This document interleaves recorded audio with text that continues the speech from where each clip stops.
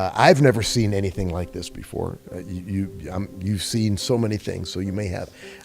My Aunt Mary, God bless her, she's no longer with us, but she worked for Ford Motor Company forever. At 61, Danny Koker lost the empire that made him famous. His TV career ended, his rock club closed, his health visibly declined, and the man behind counting cars disappeared from screens. While he faced life alone behind the scenes, lawsuits, theft, and cruel death hoaxes spread online. Fans watched his shocking transformation and feared the worst. What really happened to the Count, and why did his life change so fast? Join us as we get the full story on what really happened to Danny Koker. Joseph Frontier destroyed Danny's business. While Danny was busy building wild cars for rock stars and filming long days for television, he handed the money side of Count's Customs to a man named Joseph Frontier. Frontier came highly recommended by Motor Trend, the network that aired the show back then. When a television network personally vouches for someone, most people accept that recommendation without hesitation. Danny certainly did. Court records show Frontier took more than $75,000 straight from the business, exploiting that trust completely. Deliberate theft, not bookkeeping errors. The money allegedly went toward a Range Rover down payment and personal flights. All of this was happening while Danny was working insane hours. He was juggling custom builds, filming schedules, his band Count 77, and several Las Vegas businesses at the same time. Once the money was gone, everything else started falling apart. Bills were missed, taxes were not paid on time, penalties piled up, creditors started calling. Danny suddenly had to clean up a financial mess he did not cause, all while trying to protect his name and keep the shop alive. The financial loss was painful, but the betrayal cut deeper. Frontier was inside the operation. He had access to the systems that kept the business running while Danny focused on the work that made the shop famous. Danny did not just let it slide. He fired Frontier and went further. He filed a lawsuit against the recruitment company that had sent him, saying they failed to warn him about Frontier's past problems at other jobs. According to the claims, if Danny had known that history, Frontier would never have touched his business. By the time everything came out, Frontier had already left Nevada and moved to another state. That made criminal charges harder and pushed most of the fight into civil court. More time, more money, more stress. This betrayal struck at the foundation of everything Danny had built since childhood. Raised in Detroit by parents surrounded by Ford Company workers, he restored his first motorcycle at age 8. Count's Customs grew from that childhood passion, built piece by piece over decades of dedication and sacrifice. Then one trusted person tore a hole straight through it, and just as Danny was trying to recover from that damage, another lawsuit was already taking shape. This one would not attack his bank account first. It would go after his reputation. This time, the accusers weren't hiding behind rumors. They had receipts. The $50,000 Mustang lawsuit.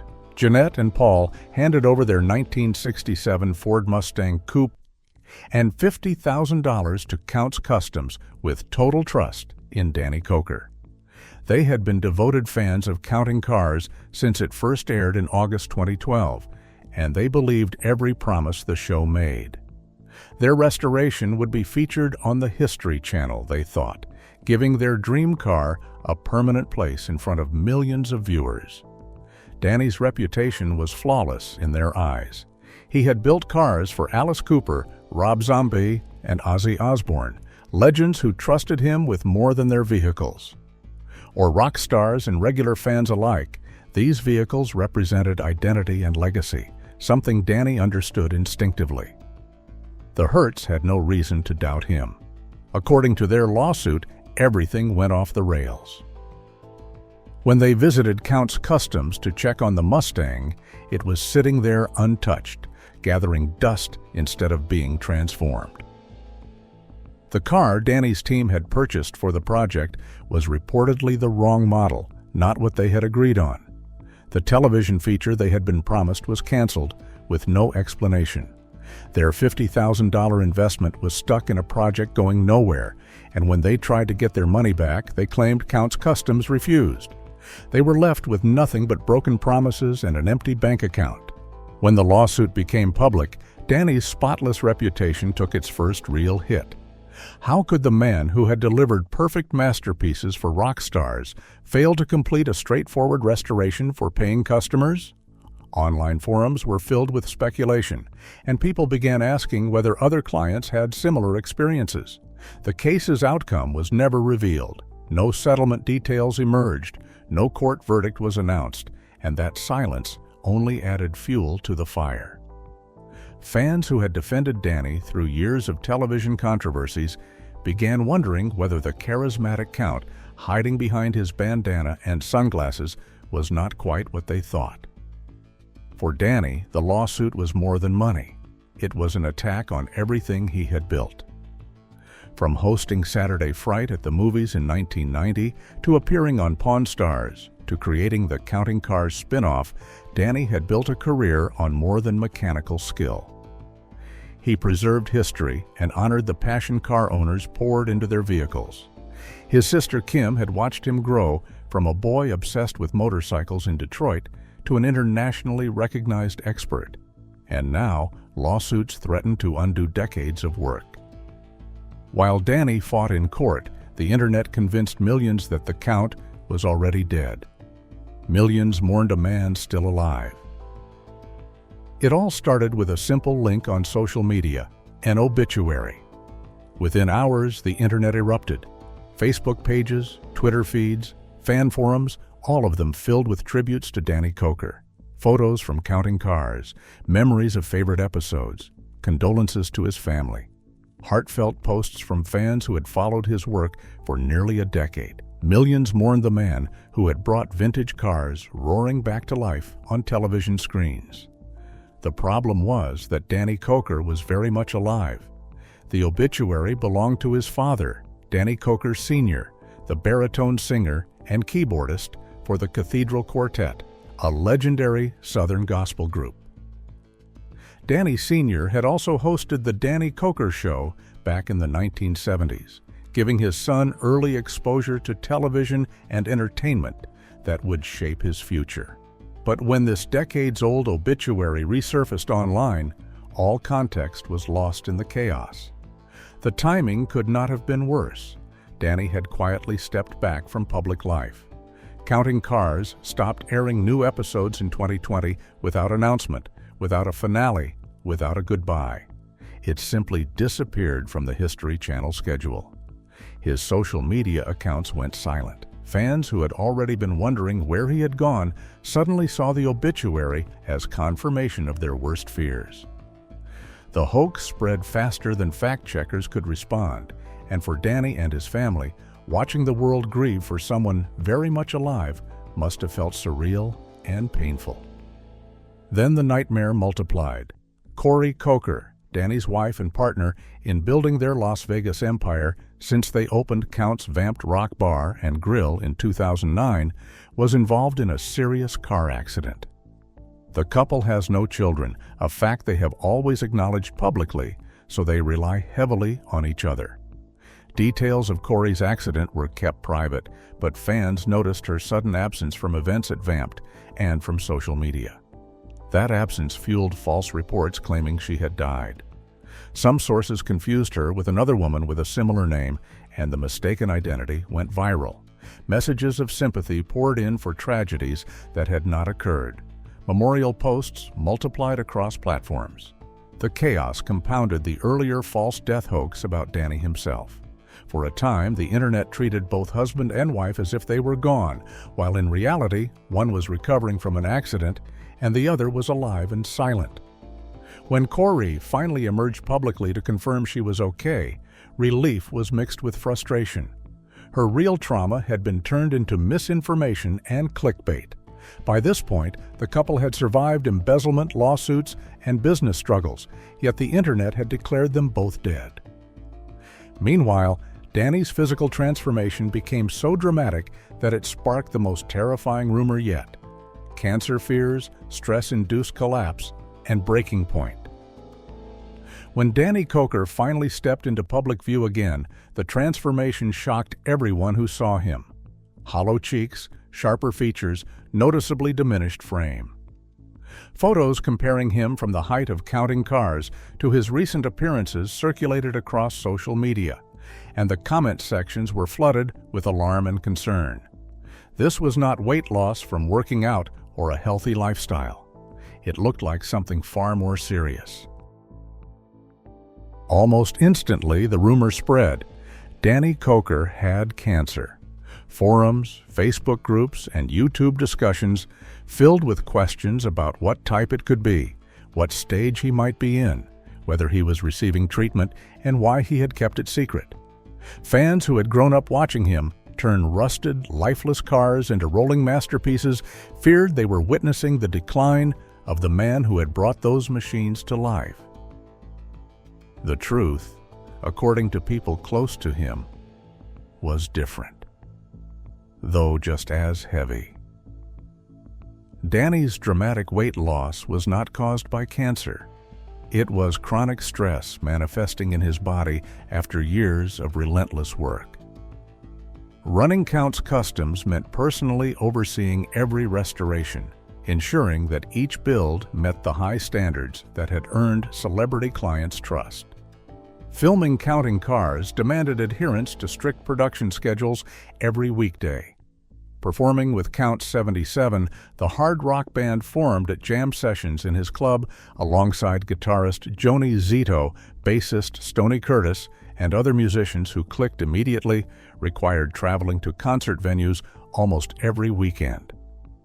The band had released their follow-up album Soul Transfusion in 2017 on Shrapnel Records, maintaining a schedule that would exhaust someone half Danny's age. Layer on top of that the daily management of Counts Vamped, overseeing the tattoo company, dealing with fallout from Joseph Frontier's embezzlement, defending the Mustang lawsuit, and carrying the emotional weight of losing his father, the man who taught him that music feeds the soul and inspired him to start the band as a way to cope with grief. Danny once said, "Every time we play, I have at least one moment on that stage where I feel close to him somehow." That connection to his late father pushed him to work longer, rest less, and carry more than anybody should. Music became both tribute and therapy, yet it added yet another demand to a life already stretched beyond the limit. Medical research shows that chronic stress elevates cortisol levels significantly, triggering rapid weight loss, muscle wasting, and immune system collapse. Without adequate recovery, sleep deprivation, and constant travel, the body begins consuming its own tissue for survival. Emotional trauma from betrayal, lawsuits, and personal loss creates psychological stress that shows up physically. Danny experienced all of this, yet he never publicly addressed his health or the cancer rumors. His silence, consistent with a man who always kept private struggles away from cameras, only deepened fans' worry. But the next rumor wouldn't just attack his health, it threatened his entire legacy. Fighting ghosts in the digital age. Whispers started quietly, but they did not stay quiet for long. On obscure forums and gossip sites, the same claim kept appearing. Danny Koker had been arrested for possession of a controlled substance. At first, it seemed like just another wild rumor, but it spread faster than anyone could stop it. There were no official records, no police reports, no news articles, no booking photos, and no court dates. Nothing existed to verify the story. Yet thousands of people began sharing it, convinced that the Count was sitting behind bars while his empire crumbled. The accusation was entirely baseless, yet it felt like the internet had launched its cruelest attack yet on a man who had already survived embezzlement, lawsuits, fake death reports, health scares, and the quiet cancellation of his television show. For someone whose reputation was built on honesty, craftsmanship, and family values, the rumor struck at the heart of his identity. Danny was not a wild rock star with a trail of legal problems or public scandals. His entire persona was built on reliability, skill, and integrity. Before counting cars brought him fame, he was Count Cool Rider, hosting horror movies on Channel 33 in Las Vegas while wearing full vampire makeup and a cape. That early television work taught him showmanship, but it always came with a wholesome edge. The arrest rumor contradicted everything people believed about him. Danny's natural privacy made the situation even more challenging. He never overshared on social media or rushed to publicly address every false story. That restraint had served him well during his career, keeping the focus on his work instead of drama. But silence allowed the arrest rumor to grow unchecked. Finally, clearly frustrated, he spoke out. "Apparently, I'm in jail like every other week. I see this all the time. And it's frustrating because it's so not me. I'm a conservative Christian guy, and I'm all about God, family, our country, my team, and my people." His words revealed how deep the rumor had cut. This was not just another online conspiracy. It attacked the core of who he was. The false arrest highlighted a larger reality for public figures in the digital age. A single lie can go viral long before truth has a chance to catch up. Danny had dedicated his life to his craft since childhood, building skills in that Detroit garage while other kids were playing video games. His musical talent, developed from age 11, had preceded his automotive fame by decades, shaped by his father's gospel influence. He built Count's Customs from the ground up, turning it into a destination for tourists and car lovers alike. He had donated a fully restored 1978 Lincoln Continental with only 14,000 original miles to Steven Tyler's Janie's Fund charity, selling for $300,000, the top bid of the event. He was restoring a 1962 Cadillac, two-door coupe for the same charity, continuing to give back. And yet, strangers who had never met him felt entitled to destroy his reputation with lies. After everything, one final heartbreak remained, and it would cost him the place he loved most. What Danny Koker is really doing at 61. "Running a rock club, bro, that takes a lot of time and effort, especially for 16 years, Danny said during a phone interview, his voice heavy with the weight of an ending he had hoped would never come. "Somebody else really needs to take this over and continue this awesome place." Count's Vamped Rock Bar and Grill, the 6,000-square-foot music fortress he and Corey had built with their own hands in 2009, was closing permanently. The venue embodied Danny's passions completely. It represented the physical intersection where vintage car culture collided with rock and roll soul. Before ownership, the space had housed Props Mongolian Grill and East Side Mario's, where Danny had dined years earlier, never imagining his future transformation of it into Vegas's premier rock venue. The closing marked the end of an era. Danny and Corey had first partnered with Motley Crue frontman Vince Neil under the venue's original name, Feelgoods, until Danny took full control and rebranded it Count's Vamped. For 16 years, it hosted legends. Members of Pantera, led by the late Vinnie Paul, Black Sabbath alumni, Skid Row's Sebastian Bach, bass virtuoso Phil Soussan, and countless others. Local tribute bands like Sin City Stones, Three Lockbox, Van Halen, LV/DC, and Pyromania packed the venue regularly. One unforgettable night 8 years ago, an all-star band came together on short notice.